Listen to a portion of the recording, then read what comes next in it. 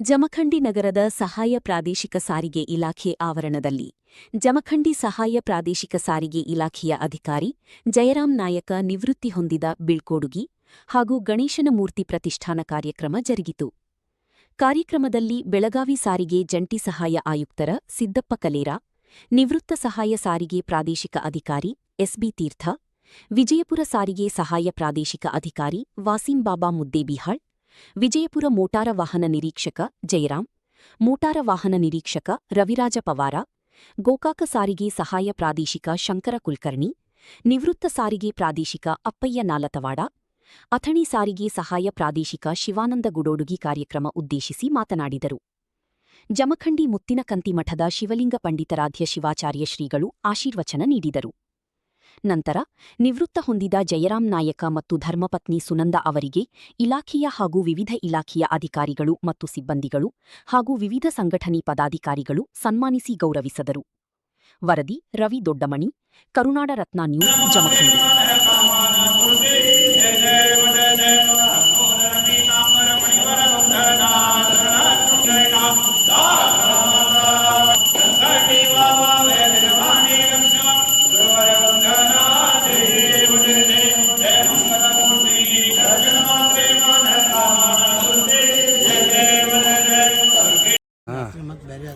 ಅವನು ವಿಡಿಯೋ ಮಾಡ್ಕೊಂಡಾನ ಯಾರು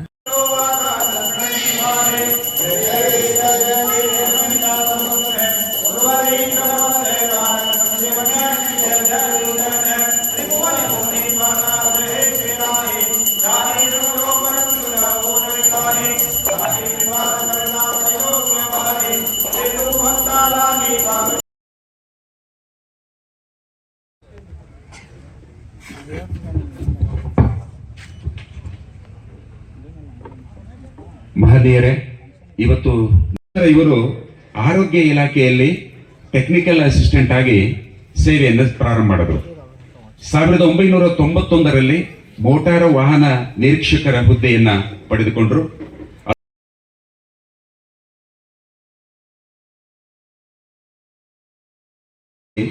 ಗಣೇಶ್ ಶಿರ್ಗಣ್ಣವರವರು ತಮ್ಮ ಒಂದೆರಡು ಮಾತುಗಳ ಅಭಿಪ್ರಾಯಗಳನ್ನ ಜಯರಾಮ್ ನಾಯ್ಕ ಅವರ ಕುರಿತಾಗಿರ್ತಕ್ಕಂಥ ಒಂದೆರಡು ಮಾತುಗಳನ್ನ ಹಂಚಿಕೊಳ್ಳೋದಕ್ಕೆ ನಾನು ವಿನಂತಿಯನ್ನ ಮಾಡ್ಕೋತಾ ಇದ್ದೀನಿ.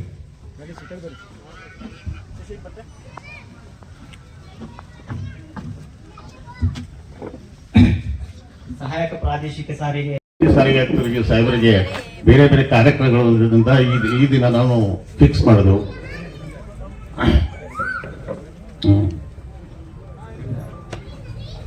ಏನಂದ್ರೆ ಇಲಾಖೆಗೆ ನಿಷ್ಠೆಯಿಂದ ದುಡಿಬೇಕನ್ನುವಂಥದ್ದು ಮನುಷ್ಯನಲ್ಲಿ ಎಲ್ಲಿವರೆಗೆ ಇರುವುದಲ್ಲೂ ಅವರು ಯಾವತ್ತೂ ಹಸನ್ಮುಖಿ ಹಾಕಿ ಇರ್ಲಿಕ್ಕೆ ಸಾಧ್ಯ ಇಲ್ಲ.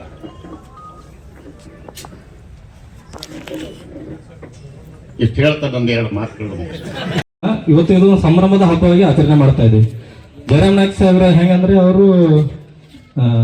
ಅವರ ಮಾರ್ಗದರ್ಶನ ಹೆಂಗಂದ್ರೆ ಅವರು ಮುಂಚೆ ಕೆಲಸಕ್ಕೆ ಬಂದ್ರೆ ಅವತ್ತು ಜಯರಾಮ್ ನಾಯ್ಕ ಸರ್ ಬಂದರೆ ಇವತ್ತು ನಾವು DL ತೊಗೊಳೋದು ಕಷ್ಟ ಆಯ್ತನೋ ಅಂತದಿಂದ ಇವತ್ತು ಜನಸ್ನೇಹಿಯಾಗಿ ಎಲ್ಲರನ್ನು ಒಂದು ಈ ನಮ್ಮ ಕಾನೂನನ್ನು ದಾಟಿ ಏನೋ ಸಹಾಯ ಏನಾಗಬೇಕು ಎಲ್ಲರಿಗೆ ಏನು ಒಂದು ಒಳ್ಳೆಯ ಇದರಿಂದ ಅವ್ರನ್ನ ಮುನ್ನಡೆಸುವಂತ ಕೆಲಸವನ್ನು ನಮ್ಮ ಕಚೇರಿಯಲ್ಲಿ ಮಾಡಿದ್ದಾರೆ. ಹಾಗೂ ಅವರು ಬಂದಂತ ಯಾವುದೇ ಕಷ್ಟ ಅಂತ ಬಂದ ಜನರಿಗೆ ಅವರು ನಾಳೆ ಬಾ ನಾಡಿದ್ದು ಬಾ ಅಂತ ಹೇಳೋದಿಲ್ಲ. ಅವ್ರಿಗೇನು ಒಳ್ಳೇದು ಆಗ್ತೈತೆ ಅವತ್ತು ಮಾಡೇ ಕಳಿಸೋರು. ಮತ್ತು ಅವರು ಇವತ್ತಿಂದ ನಾವು ಮೂಲ ಮೊದಲೇ ನಾವು ಕಂಡುಕೊಂಡಿದ್ವಿ. ಅವ್ರ ಒಂಥರ ಒಂದು ಸಮಾಜ ಸೇವೆ ಮಾಡ್ಕೊತ ಬಂದವರು. ನಾವು ಅವ್ರ ತೋಟಕ್ಕೆ ಹೋಗಿದ್ವಿ. ಅವ್ರ ತೋಟದಲ್ಲಿ ಕನಿಷ್ಠ ಏನಿಲ್ಲ ಅಂದ್ರೂ ದಿನ ಒಂದು 23 ಜನ ಒಂದು ಜನರು ಬಂದಿರ್ತಾರೆ. ಅವ್ರ ತೋಟದಲ್ಲಿ ಹೆಂಗಂದ್ರೆ ಅದೊಂದು ಅಂತ ಎಲ್ಲ ಸಾರ್ವಜನಿಕ ವಿಶೇಷವಾಗಿ ತೇಜ್ ಸಾಹೇಬ್ರ ಬಗ್ಗೆ ಹೇಳಾಕ ನಾನು ಅವ್ರ ಕಾಯನ್ ಕೂಸ್ ಅಂತ ಹೇಳಿದ್ರೆ ಏನು ದೊಡ್ಡ ತಪ್ಪಿಲ್ಲ. ಯಾಕಂತಂದ್ರೆ ಸಾಹೇಬ್ರದು ಜಮಖಂಡಿ ಒಳಗೆ ಜಮಖಂಡಿ ARTO ಆಫೀಸ್ ಸ್ಟಾರ್ಟ್ ಆಗಿದ್ದ 2004ರಾಗ. ಎಷ್ಟೋ ಜನ ಹಳಬ್ರದಾರ ಇಲ್ಲಿ, ಅವ್ರ ಕೈಯಾಗ ನಾನು ಕೆಲಸ ಮಾಡಿ. ಯಾಕಂದ್ರೆ APMC ಒಳಗೆ ನಮ್ದು ಅಂಗಡಿ, APMC ಒಳಗೆ ಕಲುತಿ ಸಾಹೇಬರು MLA ಇದ್ರು. ಅವ್ರ ಮಾಜಿ ಆದ್ಮೇಲೆ ಸೌದಿ ಅವ್ರು ಆರಿಸಿ ಬಂದಾಗ ಕಲ್ಲಾ ಹೆಸರು ಯಾರು ಕೂತು, ಸಿದ್ದು ಸೌದಿ ಅವ್ರದ್ದು ಕೂತು. ಅದಕ್ಕೆ ಮೂಲ ಕಾರಣೀಭೂತರು RM ಕಲುತಿ ಅವರು. ಆ ಟೈಮ್ನಾಗ ಜಯರಾಮ್ ನಾಯ್ಕ ಸಾಹೇಬ್ರು ಬಂದಿದ್ರು, AB ಪಾಟೀಲ್ ಇದ್ರು, ಇನ್ನವರು ARTO ಆಗಿ ಮುರುಗಯ್ಯ ಸಾಹೇಬ್ರಿದ್ರು. ನಮ್ಗೆಲ್ಲ ಯಾಕೆ ಗೊತ್ತಂದ್ರೆ ನಮ್ದು APMC ಅಂಗಡಿಗಳು ಅಲ್ಲೇ ಆಗಿತ್ತದ. ನಮ್ಮೂರಲ್ಲೇ ಟ್ರಕ್ಗಳಿದ್ವು, ನಾವು ಟ್ರಕ್ ಮಾಲಕರು ಇದ್ವಿ. ಹಂಗಾಗಿ ಇದ್ದಾಗ ಹತ್ತಿರಕ್ಕಿದ್ದಾಗ ಸ್ವಲ್ಪ ಅಲ್ಲಿ ನಂಟು ಬೆಳಿದ್ವ. ಆಫೀಸ್ ಮಗ್ಗಲ್ ಕೈಪ್ಪ, ನಮ್ದು ಕೆಲಸ ಏನು RTO ಹೋದಾಗ ಗಾಡಿಗಳ ಕೆಲಸ ಅಂದಾಗ ನಂಟು ಬೆಳಿದು.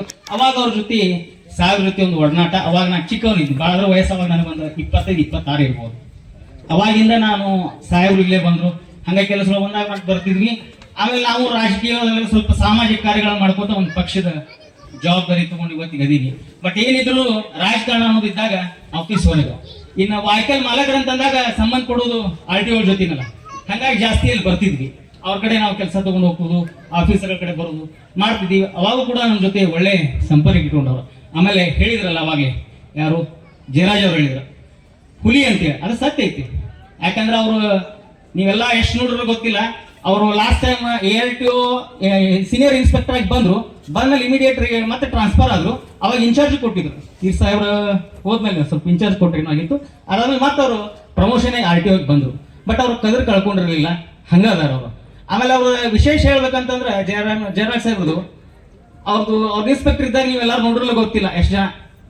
ಅವ್ರ ಟೆಸ್ಟ್ ತಗೊಳ್ಳೋದು ಒಂದು ಡಿಫ್ರೆಂಟ್ ಟೆಸ್ಟಿಂಗ್, ವೆಹಿಕಲ್ ಟೆಸ್ಟ್ ಇರುತ್ತಲ್ಲ, ನೀವು ಡ್ರೈವಿಂಗ್ ಕಲಿಯಾಕ್ ಬಂದಾಗ ಆ ಟೆಸ್ಟ್ ತಗೋಬೇಕಾದ್ರೆ ಅವ್ರು ನೀವು ನೋಡಿದ್ರನ ಗದರ್ತಿದ್ರು. ಜನ ಅನ್ಸ್ತಿತ್ತು. ಯಾಕೆ ಅನ್ಸ್ತಿತ್ತು ಅಂದ್ರೆ ಹಂಗಲ್ಲ, ಅವ್ರ ಸ್ಟೈಲ್ ಹಂಗಿತ್ತು. ಅದೊಂದು ಅವ್ರು ನೋಡ್ರ ಒಂದು ಏನಪ್ಪ ಹಂಗಿದ್ರು. ಆಮೇಲೆ ಕಲಿಸ್ತಿದ್ರು. ಅವ್ರು ಹೆಂಗ್ ಕಲಿಸ್ತಿದ್ರು ಅಂತಂದ್ರೆ, ಈಗ ಲೈಸೆನ್ಸ್ ಬಂದಿರ್ತೀವಿ, ಅವ್ನಿಗೆ ಅರಿವು ಮೂಡಿಸ್ಬೇಕು. ಅವ್ರ ಕೆಲಸ ಏನದ ಜನರಿಗೆ ಅರಿವು ಮೂಡಿಸೋದು, ಲೈಸೆನ್ಸ್ ಕೊಡೋದು. ಯಾಕೆ ಈ ರೀತಿ ಹೊಡೀರಿ, ಈ ರೀತಿ ಹಿಂಗಿರ್ರಿ, ಆ ಥರ ಅದೊಂದು ಸ್ಟೈಲ್ ಇತ್ತು ಅವ್ರು. ಅದನ್ನೆಲ್ಲ ನಾವು ಮಿಸ್ ಮಾಡ್ಕೋತೀವಿ ಸರ್ ಈಗ. ಹಿಂಗಾಗಿ ಅವರು ಗೊತ್ತು ARTO ಆಗಿ ಬಂದ್ಮೇಲೆ ಕೆಲವೊಂದು ಹೋರಾಟ ಇರ್ತಾವ ಜೀವನದಾಗ. ಅವ್ರಿಗೂ ಏಳು ಬೀಳುಗಳು ಇರತ್ತಾವ, ಇಲ್ಲ ಅಂತಲ್ಲ. ನಾವು ಸಾಮಾಜಿಕ ಕಾರ್ಯ ಮಾಡ್ತಿರ್ತೀವಿ, ನದಾಫರ್ ಗುರ್ತೈತಿ, ಹೋರಾಟ ಮಾಡ್ತೀವಿ. ರೈತರದಾರ ಇಲ್ಲೇ ಮುಖಂಡರು ಎಲ್ಲ ಕಡೆ ಹೋರಾಟ ಮಾಡ್ತಿರ್ತೀವಿ. ಕೆಲವು ಅಧಿಕಾರಿಗಳು ಬಂದಾಗ ನಾವು ಹೋರಾಟ ಮಾಡೋದಿರ್ತೈತಿ, ಅಲ್ಲಿ ನಾವು ಬಂದಿರ್ತೀವಿ. ಕೆಲವೊಂದು ಪೇಪರ್ಸ್ ಏನೋ ಇರ್ತಾವ, ನಮ್ಗೆ ಗೊತ್ತಿರಂಗಿಲ್ಲ.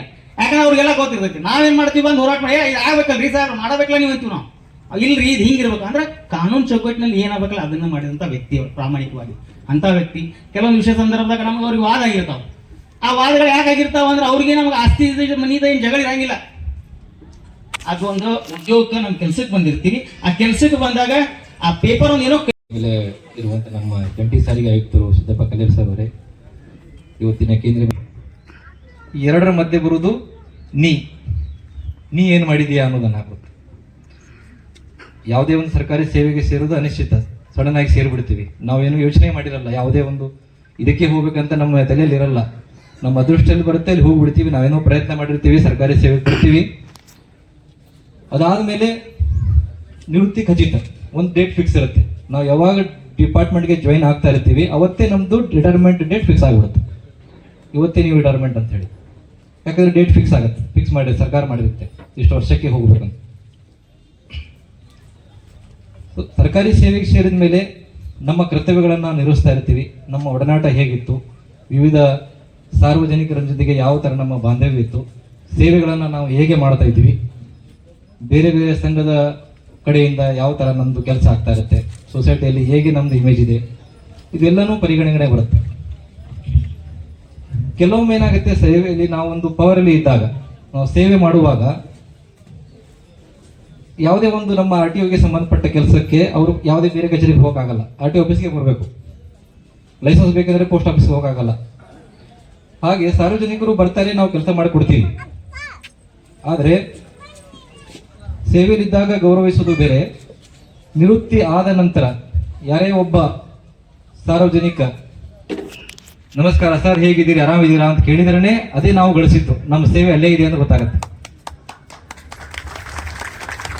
ಇಲ್ಲಿ ನೆರೆದಿರುವ ಜನರು, ವಿವಿಧ ಸಂಘದ ಪದಾಧಿಕಾರಿಗಳು, ಸಾರ್ವಜನಿಕರು ನೋಡಿದರೆ ಆ ಟೈಪ್ ಕೆಲಸ ಮಾಡಿದ್ದಾರೆ ಅಂತ ಅವರನ್ನು ಭಾವಿಸಿ ಮುಂದೆ ಅವರದ್ದು ಜೀವನ ಸುಖ ಶಾಂತಿ ನೆಮ್ಮದಿಯಿಂದ ಕೂಡಿರಲಿ ಅಂತ ಹೇಳಿ ಸಾಹೇಬ್ರು ಇವತ್ತು ನಿವೃತ್ತಿ ಅಂದ್ರೆ ನಮ್ಮ ಇಲಾಖೆಯಿಂದ ನಿವೃತ್ತಿ ಹೊಂದ್ತಾ ಇದ್ದಾರೆ ವಿನಃ ನಮ್ಮ ಯಾರ ಮನಸ್ಸಿನಲ್ಲೂ ಕೂಡ ಅವ್ರ ನಿವೃತ್ತಿ ಇಲ್ಲ.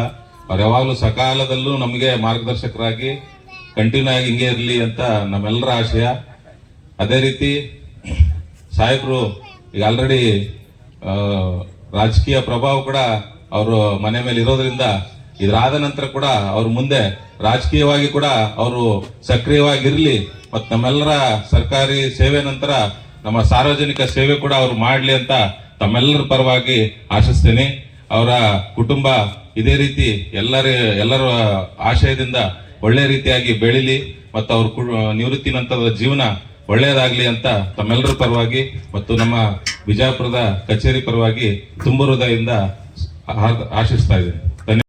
ನಿವೃತ್ತಿಯ ಸಮಾರಂಭ, ಆ ಸಮಾರಂಭಕ್ಕೆ ಆಗಮಿಸತಕ್ಕಂಥ ವೇದಿಕೆಯ ಮೇಲೆ ಎಲ್ಲ ಗಣ್ಯರಿಗೂ ಹಾಗೂ ಜಮಖಂಡಿಯ ಮುತ್ತಿನಕಂಟಿ ಮಠದ ಪುರಸ್ಕಾರಗಳನ್ನು ಮಾಡಿ ಇವತ್ತಿನ ಈ ಕಾರ್ಯಕ್ರಮಕ್ಕೆ ಆಗಮಿಸಿರ್ತಕ್ಕಂಥ ಎಲ್ಲ ಅಣ್ಣ ತಮ್ಮಂದಿರೇ, ಅಕ್ಕ ತಂಗಿಯರೇ ಹಾಗೂ ಪತ್ರಕಾರ ಮಿತ್ರರೇ, ಅದೇ ರೀತಿ ನಾನು ಏನು ಈ ಆಫೀಸಿಂದ ಕೆಲಸ ಮಾಡಿ ನಿವೃತ್ತಿಯಾಗಿದ್ದೀನಿ ಆ ಸಹೋದ್ಯೋಗಿಗಳೇ, ನಾನು ಮತ್ತು ಜಯರಾಮ್ ನಾಯ್ಕು 1991ರಲ್ಲಿ ಅಪಾಯಿಂಟ್ಮೆಂಟ್ ಆಗಿದ್ವಿ. ವಾಸಿಂ ಬಾಬಾ ಸಾಹೇಬ್ರು ಹೇಳಿದ್ರಿದೆ, ಈಗ ಅಪಾಯಿಂಟ್ಮೆಂಟ್ ಆಗ್ತದೆ, ಅಪಾಯಿಂಟ್ಮೆಂಟ್ ಆದಾಗಲೇ ನಮ್ದು ನಿವೃತ್ತಿ ಫಿಕ್ಸ್ ಆಗ್ತದೆ ಅಂತ. ಅಪಾಯಿಂಟ್ಮೆಂಟ್ ಆದಾಗ ನಾವು ಸರ್ಕಾರಿ ಕಚೇರಿಗೆ ಹೋಗಿ ಹಾಜರಾಗೋದ್ರಲ್ಲಿ 1 ದಿವಸ 2 ದಿವಸ ಹೆಚ್ಚು ಕಡಿಮೆ ಮಾಡಬಹುದು, ಆದರೆ ನಿವೃತ್ತಿ ಮಾತ್ರ ಫಿಕ್ಸು. 31 ಹಿಂದೆ ಮುಂದೆ ಮಾಡಕ್ ಬರಲ್ಲ. ಆ ರೀತಿ 91ರಲ್ಲಿ ನಾವು ಬಿಜಾಪುರ ಜಿಲ್ಲೆಯಿಂದ ಸುಮಾರು 12 ಜನ ನಾವು ಇನ್ಸ್ಪೆಕ್ಟರ್ ಆಗಿ ಸೇವೆಗೆ ಸೇರಿಕೊಂಡಿದ್ವಿ. ಎಲ್ಲರೂ ಟ್ರೈನಿಂಗ್ ಮುಗಿಸಿದ್ವಿ. ಪೊಲೀಸ್ ಟ್ರೈನಿಂಗ್ ಆಯ್ತು, KSRC ಟ್ರೈನಿಂಗ್ ಆಯ್ತು, DTR ಟ್ರೈನಿಂಗ್ ಆಯ್ತು, ಆಮೇಲೆ ಇಂಡಿವಿಜುವಲ್ ಪೋಸ್ಟಿಂಗ್ ಅದು. ಎಲ್ಲರೂ ಒಂದೇ ಕಡೆ 145 ಜನ ಇದ್ದವರು ಎಲ್ಲರೂ ಬೇರೆ ಕಡೆ ಬೇರೆ ಆಫೀಸಲ್ಲಿ ರಿಪೋರ್ಟ್ ಮಾಡಿದ್ವಿ.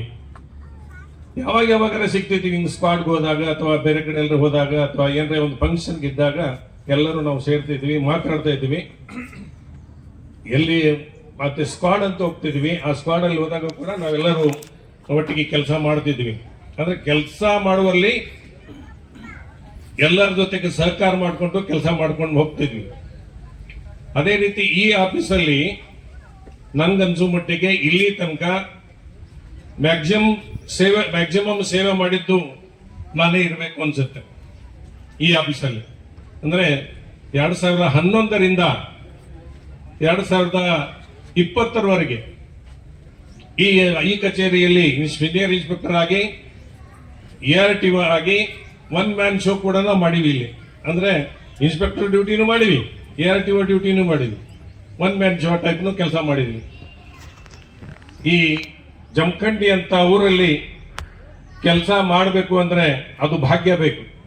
ಯಾಕೆ ಇಲ್ಲಿ ಜನ ಅಷ್ಟೇ ಸಹೃದಯಗಳು, ಇಷ್ಟೇ ಅವ್ರನ್ನ ಹಚ್ಕೊಂಡು ನಾವು ಯಾವ ರೀತಿ ಕೆಲಸ ಮಾಡ್ತೀವಿ, ಅವ್ರನ್ನ ಯಾವ ರೀತಿ ನಾವು ಅವ್ರಿಗೆ ಸ್ಪಂದನೆ ಬಟ್ ನಾನು ವೈಯಕ್ತಿಕ ಕೆಲವೊಂದು ವಿಚಾರಗಳನ್ನು ಇಲ್ಲಿ ಹೇಳಕ್ಕೆ ಇಷ್ಟಪಡ್ತೀನಿ. ಸರ್ ನಿರೂಪಣೆ ಮಾಡಬೇಕಾದ್ರೆ ನಾಯಕ್ ಸಾಹೇಬರು ಸಂಬಂಧಿಕರು, ನಮ್ಮ ಗಣೇಶ್ ಸರ್ ಮಾತಾಡಬೇಕಾದ್ರು ಸಂಬಂಧಿಕರು ಅಂತ. ನಾನು ಜಮಖಂಡಿಯಲ್ಲಿ ಪಂಚಾಯತ್ ಅಭಿವೃದ್ಧಿ ಅಧಿಕಾರಿಯಾಗಿ ಸುಮಾರು 10 ವರ್ಷಗಳ ಕಾಲ ಸೇವೆ ಸಲ್ಲಿಸಿದ್ದೀನಿ. ಒಂದು 8 ವರ್ಷಗಳ ಕಾಲ ಟೀಚರ್ ಆಗಿ ಕೆಲಸ ಮಾಡಿದ್ದೀನಿ. ನಾಯ್ಕ್ ಇಂಗ್ಲೀಷ್ ಅಕಾಡೆಮಿ ಅಂತ ಒಂದು ಸಂಸ್ಥೆ ದಡ್ಡಿ ಹಾಸ್ಪಿಟಲ್ ಪಕ್ಕದಲ್ಲಿ ಕಟ್ಟಿ ಸುಮಾರು 8 ವರ್ಷಗಳ ಕಾಲ ಮಾಡಿ ಆಮೇಲೆ ನಾನು PDO ಆಗಿ ಅಪಾಯಿಂಟ್ಮೆಂಟ್ ಆಗಾನ ಇಲ್ಲಿ ಇರೋ ತನಕ ಅದನ್ನು ನಡೆಸ್ಕೊಂಡು ಬಂದವನು. ಸಾಹೇಬರ ಒಂದು ಕೆಲವು ವಿಚಾರಗಳನ್ನು ಹೇಳಕ್ಕೆ ಇಷ್ಟಪಡ್ತೀನಿ. ನಮ್ಮ ಬ್ರದರ್ ಸಬ್ ಇನ್ಸ್ಪೆಕ್ಟರ್ ಇದ್ದಾರೆ ಅಂತಗಳೇ ಪರಿಚಯ ಮಾಡಿದ್ರು. ಅವ್ರ ಮಗಳನ್ನ ನಾವು ನೋಡಕ್ಕೆ ಹೋದಾಗ ಒಂದು ಘಟನೆಯನ್ನು ಹೇಳಕ್ಕೆ ಇಷ್ಟಪಡ್ತೀನಿ. ನಮ್ಮ ತಾಯಿ, ನಾನು, ನಮ್ಮ ತಂದೆ, ನಮ್ಮ ತಮ್ಮ, ಅದ್ರ ಜೊತೆಗೆ ನಮ್ಮ ಮಾವನವರು 5 ಜನ ನಾವು ಸಾಹೇಬ್ರ ಮಗಳನ್ನ ನೋಡಕ್ ಹೋಗಿದ್ದೀವಿ. ನಮ್ಮ ತಮ್ಮನ್ ತೊಗೊಳಕ್ಕೆ ಸಾಹೇಬ್ರದ್ದು ದೊಡ್ಡ ಮನೆತನ ನಮಗೆಲ್ಲ ಗೊತ್ತಿರುವಂಥದ್ದು. ಅಲ್ಲೆಲ್ಲ ಮನೆ ನೋಡಿದ್ರೆ ದೊಡ್ಡ ಬಂಗ್ಲಾದಲ್ಲಿ ಇದ್ರು. ನಮ್ಮ ತಮ್ಮಗೆ ಹುಡುಗಿ ಪಸಂದ್ ಆಗಿದ್ಲು, ಬಟ್ ಕೊಡ್ತಾರೋ ಇಲ್ಲ ಅಂತ ನಮ್ಗೆ ಡೌಟ್. ಅದಕ್ಕೆ ನಮ್ಮ ಮಾವನವರು ಅವ್ರು ಕೇಳಿದ್ರು, ನೋಡ್ರಿ ಹುಡುಗ ಅಂತೂ PSI ಇದ್ದಾನೆ, ಇವರು ಅವರ ಅಣ್ಣ ಇವ್ ಪಿಡೋ ಇದ್ದಾನೆ, ತಂದೆ ಹಿಂಗಿದಾನೆ ಅವ್ನು ಕುಡುಕ, ತಾಯಿ ಹಳ್ಳಿ ಹೆಣ್ಣು ಮಗಳು, ಈ ಥರ ಇದೆ. ಏನು ಹೊಲ ಇಲ್ಲ ಮನೆ ಇಲ್ಲ, ಮನೆ ಒಂದು ಐತಿ ಇರೋಕ್ಕೆ, ಹೊಲ ಇದ್ದು ಎಲ್ಲ ಮೋಡಿ ಒಳಗೆ ಮುಳುಗೋಗಿದ್ದಾವು. ಅದಕ್ಕೆ ಇಷ್ಟು ಹೇಳಿ ಬಂದ್ರು ಅವರು. ನೆಕ್ಸ್ಟ್ ಒಂದು 2 ದಿವಸ ನಂತರ ಮತ್ತೆ ನಮ್ಮ ಮನೆ ನೋಡಕ್ಕೆ ಬರ್ತೀವಿ ಅಂತ ಕೇಳಿ ಅವರು ಗಟ್ಟಿ ಮಾಡ್ಕೊಂಡು ಹೋಗ್ಬೇಕಂತ ಬಂದಿದ್ರು. ಸುಮಾರು ಒಂದು 30-40 ಜನರನ್ನು ಸೇರಿಸ್ಕೊಂಡು ಬಂದಿದ್ರು. ಅಂದರೆ ಯಾಕೆ ಈ ಒಂದು ವಿಚಾರವನ್ನು ಪ್ರಸ್ತಾಪನೆ ಮಾಡ್ತೀನಿ ಅಂದರೆ, ಭಾಳಷ್ಟು ಸರಳ ವ್ಯಕ್ತಿತ್ವವನ್ನು, ಸರಳ ಜೀವನವನ್ನು ಇಷ್ಟಪಡುವಂಥವ್ರು. ಇದು ಒಂದು ವಿಚಾರ. ಅದರ ಜೊತೆಗೆ ಇಲಾಖೆಗೆ ಸಂಬಂಧಪಟ್ಟಂತೆ ನಾವು ನೋಡೇ ಇಲ್ಲ. ಅಷ್ಟೊಂದು ಧೈರ್ಯದಿಂದ ಕೆಲಸ ಮಾಡಿ ಇಲಾಖೆ ರೆವಿನ್ಯೂ ಬಗ್ಗೆ, ಇಲಾಖೆಯ ಘನತೆ ಬಗ್ಗೆ, ಇಲಾಖೆಯ ಗೌರವವನ್ನು ಹೆಚ್ಚಿಸುವುದರಲ್ಲಿ ಜಯರಾಮ್ ನಾಯಕರು ಬಹಳ ನಿಷ್ಠಾವಂತರು. ಇವತ್ತು ಅವರು ನಿವೃತ್ತಿಯನ್ನು ಹೊಂದ್ತಾ ಇದ್ದಾರೆ. ಇನ್ನೇನು ಕೆಲವೇ ದಿನಗಳಲ್ಲಿ 60 ಸಂವತ್ಸರಗಳನ್ನು ಪೂರೈಸ್ತಾ ಇದ್ದಾರೆ. ಮತ್ತೆ ಹೊಸ 60 ವರ್ಷದ ನಂತರ, ನಿವೃತ್ತಿ ನಂತರ ಇಷ್ಟು ದಿವಸ ಸಾರ್ವಜನಿಕ ಸೇವೆಯನ್ನು ಮಾಡ್ತಾಯಿದ್ರು. ಈ 60 ವರ್ಷದ ನಂತರ ಮತ್ತೆ ಹೊಸ ಜೀವವನ್ನು ಪಡೆದಂಗೆ ಮತ್ತೊಮ್ಮೆ ಹೊಸ ಜೀವನವನ್ನು ಪ್ರಾರಂಭ ಮಾಡಲಿ. ಸರ್ಕಾರಿ ನೌಕರಿ, ಸರ್ಕಾರಿ ಸೇವೆಯನ್ನು ಬಿಟ್ಟು ಇನ್ನು ಸಾಮಾಜಿಕ ಸೇವೆ ಕಡೆಗೆ, ಸಾಮಾಜಿಕ ಕರ್ತವ್ಯದ ಬಗ್ಗೆ ಹೆಚ್ಚಿನ ಕಾಳಜಿ ವಹಿಸಲಿ. ಮತ್ತು ಅದರ ಜೊತೆಗೆ ಅವರ ಆರೋಗ್ಯವನ್ನು ಕೂಡ ಅಷ್ಟೇ ಕಾಪಾಡಿಕೊಳ್ಳಿ ಅಂತ ದೇವರಲ್ಲಿ ಪ್ರಾರ್ಥಿಸಿ, ಆ ದೇವರು ಇನ್ನೂ ಹೆಚ್ಚಿನ ಆರೋಗ್ಯ ಭಾಗ್ಯವನ್ನು ಅವ್ರಿಗೆ ದಯಪಾಲಿಸಲಿ. ಅವರ ಇನ್ನೂ ಈ ಸಾರ್ವಜನಿಕ ಸೇವೆ ಮುಂದುವರಿಯಲಿ ಅಂತ ಆಶಿಸಿ, ಆ ದೇವರು ಇನ್ನೂ ಹೆಚ್ಚಿನ ಆರೋಗ್ಯ ಭಾಗ್ಯ ಕೊಡಲಿ ಅಂತ ಆ ದೇವರಲ್ಲಿ ಲೇಖನ ಬಿತ್ತವೆ. ಸಚ್ಚಿದಾನಂದ ರೂಪಾಯ ಶಿವಾಯ ಬ್ರಹ್ಮಣೇ ನಮಃ. ಪ್ರಥಮದಲ್ಲಿ ನನ್ನ ಆರಾಧ್ಯ ಗುರುಗಳನ್ನು ಸ್ಮರಣೆ ಮಾಡಿಕೊಂಡು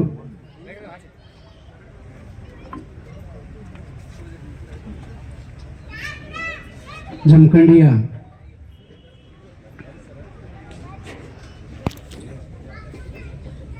ಪಾರ್ಟಿ ಆಫೀಸಿನಲ್ಲಿ ಇವತ್ತು ನಡೆದಿರುವ ಸನ್ಮಾನ್ಯ ಶ್ರೀ ಜಯರಾಮ್ ನಾಯಕ್ ಸರ್ ಅವರ ಹೃದಯ ಸ್ಪರ್ಶಿ ಬೀಳ್ಕೊಡುವ ಸಮಾರಂಭ. ಈ ಸಮಾರಂಭದ ವೇದಿಕೆ ಮೇಲೆ ಆಸೀನರಾಗಿರುವ ಎಲ್ಲ ಅಧಿಕಾರಿಗಳಲ್ಲಿ ವಿಶೇಷವಾಗಿ ಕೊನೆಗೆ ಮಾತಾಡೋದು ಬಹಳ ಕಷ್ಟ ಆಗುತ್ತೆ. ಆರಂಭದಲ್ಲಿ ಈ ಕಾರ್ಯಕ್ರಮದ ಕುರಿತು ಎಲ್ಲ ವಿಚಾರಗಳನ್ನು ಈಗಾಗಲೇ ನಮ್ಮ ನಾಯಕ್ ಸರ್ ಅವರ ಬಗ್ಗೆ ಬಹಳಷ್ಟು ಒಳ್ಳೆಯ ಮಾತುಗಳನ್ನು ಆಡಿದ್ದಾರೆ. ಒಬ್ಬ ವ್ಯಕ್ತಿಯನ್ನ ಕುರಿತು ಮಾತಾಡಬೇಕಾದ್ರೆ ಆ ವ್ಯಕ್ತಿಯಲ್ಲಿ ಆ ವ್ಯಕ್ತಿತ್ವ ಇರಬೇಕಾಗತ್ತೆ. ಒಬ್ಬ ವ್ಯಕ್ತಿಯ ಕುರಿತು ಮಾತನಾಡಬೇಕಾದ್ರೆ ಆ ವ್ಯಕ್ತಿಯಲ್ಲಿ ವ್ಯಕ್ತಿತ್ವ ಇದ್ದರೆ ಮಾತ್ರ ಮಾತಾಡಲಿಕ್ಕೆ ಸಾಧ್ಯ ಇದೆ. ಈಗಾಗಲೇ ತಾವೆಲ್ಲ ವೇದಿಕೆ ಮುಖಾಂತರ ಕೇಳಿದ್ರಿ ಅವರ ವಿಚಾರಗಳನ್ನು. ಬಹುಶಃ ಅಂತ ವ್ಯಕ್ತಿತ್ವ ನಾಯಕ್ ಸರ್ ಅವರಲ್ಲಿ ಇದೆ ಅಂತೇಳಿ ಇವತ್ತು ವೇದಿಕೆ ಮುಖಾಂತರ ಎಲ್ಲರೂ ಮಾತುಗಳಲ್ಲಿ ತಾವೆಲ್ಲರೂ ಕೂಡ ಅವರ ಅಭಿಮಾನದ ಮಾತುಗಳನ್ನು ಕೇಳಿದರು. ಇಂತಹ ಒಂದು ಬೀಳ್ಕೊಡುವ ಸಮಾರಂಭಗಳು ಕೂಡ ಎಲ್ಲ ಕಡೆ ನಡೀತಾ ಇರ್ತವೆ. ಅದರಲ್ಲಿ ವಿಶೇಷವಾಗಿ ಈಗಾಗಲೇ ನಮ್ಮ ನಾಯಕ್ ಸರ್ ಅವರು ಬಹುಶಃ ಹೇಳಿದ್ರು, ನಾನು ಮಾತನಾಡೋದು ಭಾಳ ಕಡಿಮೆ, ಕೆಲಸ ಮಾಡ್ತೀನಿ ಅಂತ ಹೇಳಿ. ಇವತ್ತಿನ ದಿನಗಳಲ್ಲಿ ನಾವೆಲ್ಲ ನೋಡ್ತಾ ಇದ್ದೇವೆ, ವಿದ್ಯೆ ಬಂತು ವಿನಯ ಹೋಯಿತು, ಬುದ್ಧಿ ಬಂತು ಶ್ರದ್ಧೆ ಹೋಯಿತು, ಶ್ರದ್ಧೆ ಬಂತು ವಿವೇಚನೆ ಹೋಯಿತು, ಬೋಧನೆ ಬಂತು ಸಾಧನೆ ಹೋಯಿತು, ಮಾತು ಬಂತು ಕೃತಿ ಹೋಯಿತು ಅಂತ ಹೇಳ್ತಾರೆ. ನಾವೆಲ್ಲ ಅನ್ಕೊಂಡಿವಿ ಮಾತನಾಡುವುದೇ ಒಂದು ದೊಡ್ಡ ಸಾಧನೆ ಅಂತ ಅನ್ಕೊಂಡ್ಬಿಟ್ಟಿದ್ದೇವೆ. ಮಾತನಾಡುವುದು ಸಾಧನೆ ಅಲ್ಲ, ಅವರ ಮಾತುಗಳು ಆಡಿದಕ್ಕಿಂತಲೂ ಕೂಡ ಅವರ ಮಾಡುವಂಥ ಕೆಲಸಗಳೇ ಸಾಧನೆ ಆಗಬೇಕು. ಅಂತಹ ಸಾಧನೆಯನ್ನು ಮಾಡತಕ್ಕಂಥವ್ರು ಯಾರು ಅಂತಂದ್ರೆ ನಮ್ಮ ಜಯರಾಮ್ ಸರ್ ಅವರು. ಕೇವಲ ಮಾತನಾಡುವುದು ಎಷ್ಟು ಮುಖ್ಯ ಇದೆನೋ ಅದಕ್ಕಿಂತಲೂ 2 ಪಟ್ಟು ನಾವು ಕೆಲಸಗಳನ್ನು ಮಾಡಬೇಕು. ಆವಾಗ ಮಾತ್ರ ನಾವು ಜನಗಳ ಸಮೀಪಕ್ಕೆ ಹೋಗಲಿಕ್ಕೆ ಸಾಧ್ಯ ಇದೆ ಅನ್ನೋದನ್ನು ಅವರೆಲ್ಲ ತಮ್ಮ ಜೀವನದಲ್ಲಿ ತೋರಿಸಿಕೊಟ್ಟಿದ್ದಾರೆ. ವಿಶೇಷವಾಗಿ ಈ ಜಗತ್ತಿನಲ್ಲಿ ಎಷ್ಟೋ ಜನ ದಿನನಿತ್ಯ ಹುಡ್ತಾರೆ, ಎಷ್ಟೋ ಜನ ದಿನನಿತ್ಯ ಮರಣವನ್ನು ಕೂಡ ಹೊಂದ್ತಾರೆ. ಯಾರ ಹೆಸರು ಕೂಡ ಶಾಶ್ವತವಾಗಿ ಉಳಿಯುವುದಿಲ್ಲ. ನಿಜವಾಗಿ ಯಾವ ಮನುಷ್ಯ ಜೀವನದಲ್ಲಿ